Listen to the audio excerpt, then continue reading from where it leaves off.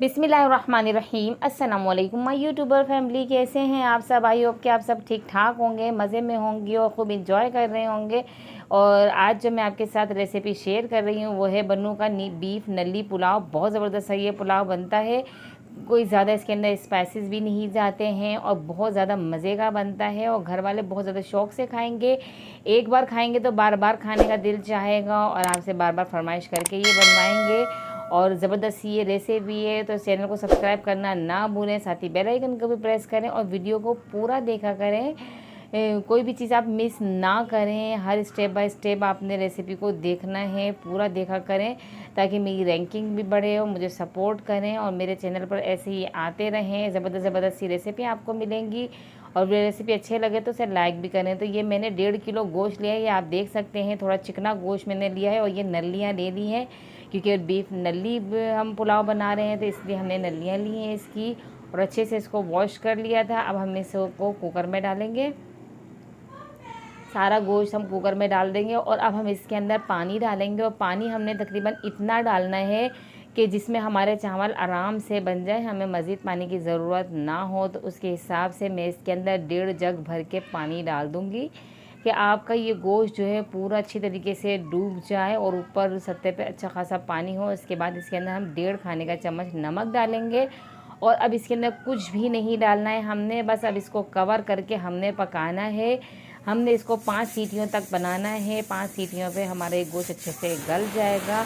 ज़बरदस्त सी रेसिपी मैं आपके साथ शेयर कर रही हूँ, तो इसे अपने फ्रेंड्स एंड फैमिलीज़ के साथ शेयर करना ना भूलें और वीडियो को लाइक ज़रूर करें क्योंकि लाइक बनता है। ज़बरदस्त सी रेसिपी है ये। अब ये मैंने 3 पाव चावल लिए, यानी कि 750 ग्राम ये चावल है और ये बासमती राइस है ये। और इसको मैंने भिगोना है और इसको उससे पहले अच्छी तरीके से 3 से 4 पानी से अच्छी तरीके से इसको धोना है और उसके बाद इसको हम भिगो कर रख देंगे 45 मिनट के लिए। तो ये अब पतीले में हमने घी ले लिया है, ये घी में ही बनता है और घी जब इसका पिघल जाए ये, तो इसके अंदर ये मैंने चर्बी ले ली है, गाय के गोश्त की ही चर्बी है ये मैंने ले ली है और ये इसके अंदर डालेंगे। इसका बहुत अच्छा जायका आता है इस तरीके से जब आप बनाएंगे ना, क्योंकि जो ये इसकी असल रेसिपी है ना उसमें इसी तरीके से चर्बी डाली जाती है और उसका जायका बहुत अच्छा लगता है। तो इस तरीके से आपने चर्बी को पूरा पका लेना है, इसमें से सारी जो इसकी चर्बी है वो निकल जाएगी और बाकी ये जो बचे इसको आप निकाल लें।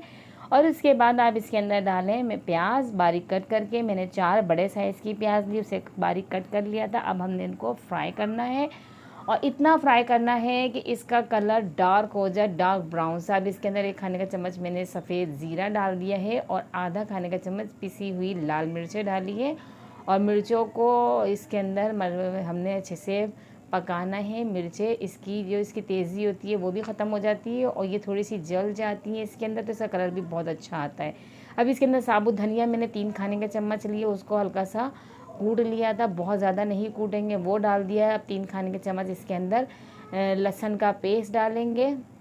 इसमें खाली लहसुन का पेस्ट जाता है जो इसकी ओरिजिनल रेसिपी है, तो आप चाहें तो अदरक का पेस्ट डाल सकते हैं पर इसमें सिर्फ लहसुन का पेस्ट ही जाता है। टमाटर ले लिए हैं मैंने, 3 पाव टमाटर लिए हैं, वो मैंने डाल दिए हैं। जितने आपने चावल लेने हैं उतने ही आपने टमाटर डालने हैं इसके अंदर।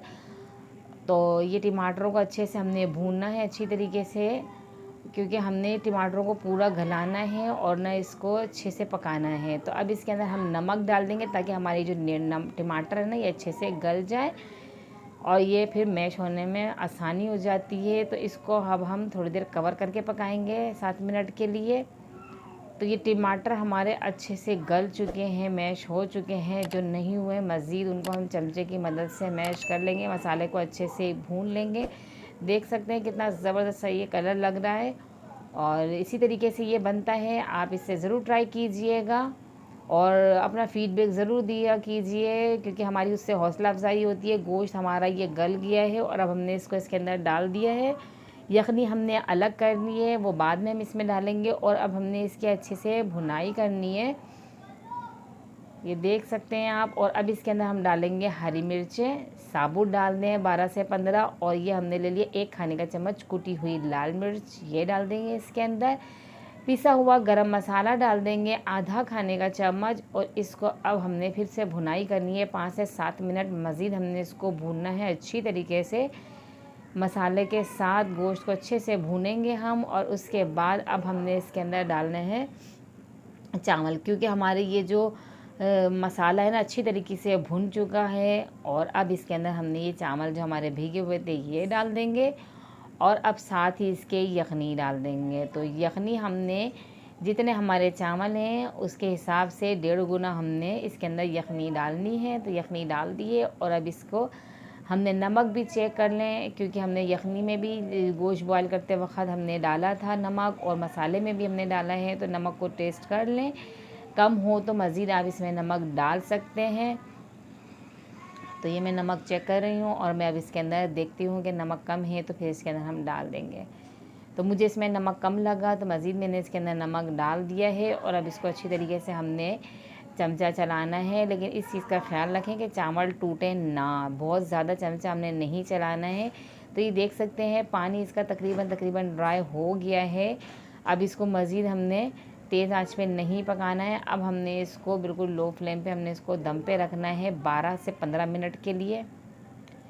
तो ये हमारे बिल्कुल बन्नू का बीफ नली पुलाव रेडी हो गया है। ज़बरदस्त ये खुशबू आ रही है, आप इसका कलर देख सकते हैं, और ये जायके में इतने ही अच्छे होते हैं जितना ये देखने में अच्छे लग रहे हैं। आप इसे जब बनाएंगे ना तो बस आपको, एक तो ये इजी भी है बहुत ज़्यादा, और बहुत अच्छा बन जाता है कम वक्त में। तो आप इसे घर में ज़रूर ट्राई कीजिएगा। और ऐसे ही मेरे चैनल पर आएँ, चैनल पर नए हैं तो मेरे चैनल का विज़िट करें, बहुत अच्छी सी रेसिपीज़ मिलेंगी आपको। बकरा ईद के हवाले से भी बहुत सी रेसिपीज़ आपको मिल जाएंगी। ऐसे ही मुझे दुआओं में याद रखें, और अपना फ़ीडबैक ऐसे ही देते रहें। और मुझे नेक्स्ट वीडियो तक दीजिए इजाज़त। अल्लाह हाफ़िज़।